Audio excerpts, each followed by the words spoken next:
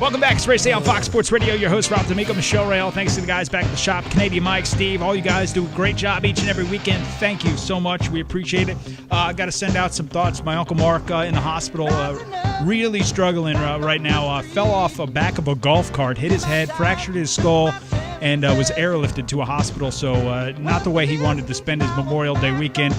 In an induced coma, but they good signs. Bring him in and out, and he's feeling the when they pinch your fingers and poke your toes and all that stuff. So looking out for him. Also Froggy, a good friend of mine who lives down in Miami, an old radio buddy of mine. We've been friends for a very long time. I've met him.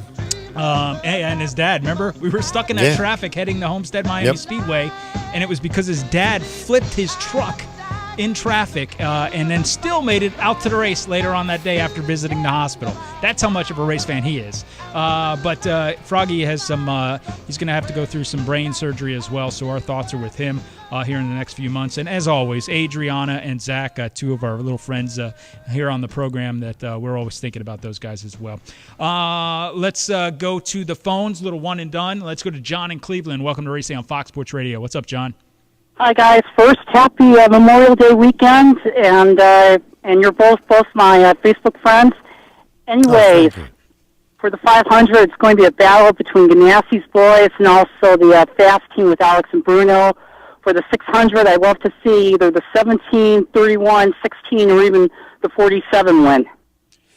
Yeah, you know what? In the 500, you could have a possibility. With the 16, Greg Biffle out there, there's a possibility because he was running that high line. It was fast. He would go out there for a few laps, run that high line, and look pretty good. But I think we'll get into our predictions here in a minute. But you have 47. I don't know, man. If he can stay out of trouble, he seems to be fast. Unfortunately, Marcos Ambrose, one of those guys that I'm not sure is going to find victory lane. It's not quite there yet. Yeah, not yet. Oh, he's getting close. Close. Well, he did pretty nice on in the sprint first half race last Saturday night from like mid-pack to fifth, but who knows? It could be anybody's day. It could even be the 56 and the 600 too. But I'll let other people go. Enjoy Memorial Day, everyone. Thank you, Johnny. We do appreciate it. 877-99 on Fox, 877-99-66369. What to expect during the Indianapolis 500 today? Well, we're going to tell you.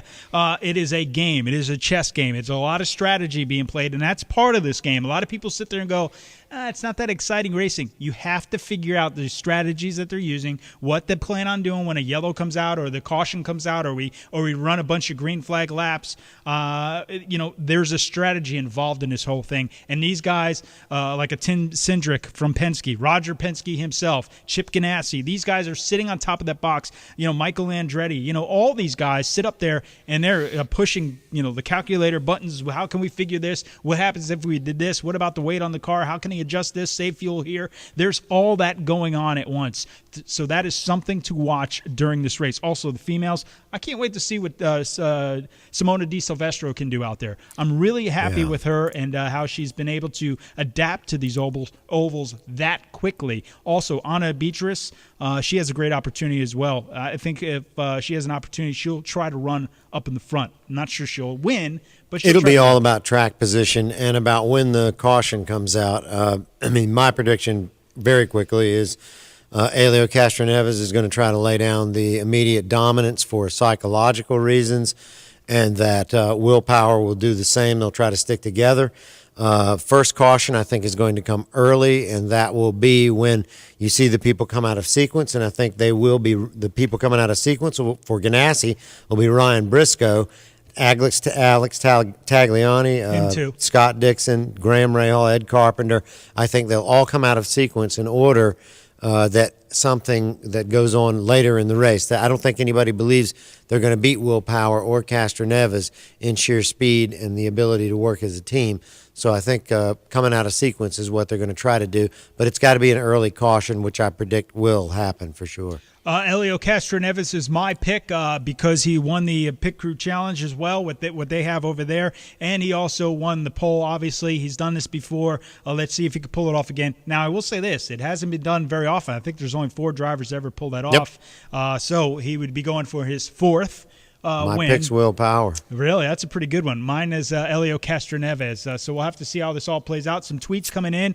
Tony Kanan saying, good morning, everyone. Going to the grid. Wish all of you a good day. Thank you for all your support this month. It's showtime. And I love that about him because he knows it's go time right now. And the pre-race show, that's another thing to expect during the 500. They have a band that plays when the drivers come out.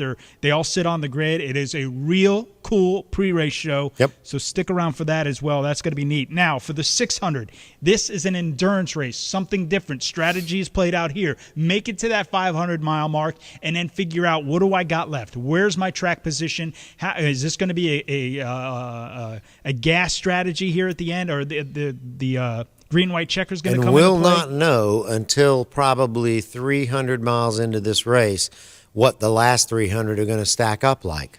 And I expect, we're talking pre-race, this is going to be, Humpy Wheeler back in the day, now Bruton Smith and his son now also running this place, are going to put on one patriotic, no doubt in my mind, pre-race show that is, as Darrell Walter put it on his tweet, loud and proud. You got to like that, man. So I do expect these guys to take care of their tires. There's going to be strategy in this race. You're probably going to have a little hotheads out there running too strong. I think you're going to have a few blown tires as well. Yeah, because the setups get aggressive, and they're going to be, I think you'll have some long green flags runs on this track, especially early. But I do expect those last few hundred miles there to be a spectacular race, no doubt about that, and that'll take us into the evening time. My pick there, I'm going with Casey Kane for the NASCAR Sprint Cup Series at tonight's race in the 600. I just think if his engine can hang out and he's got that setup right on that car, he's going to make the right adjustments. Kenny Francis is going to make the right adjustments on that car going into the nighttime. Other guys that are going to work well with that, Greg Zipadelli, Joey Logano, Chad Knaus, Jimmy Johnson.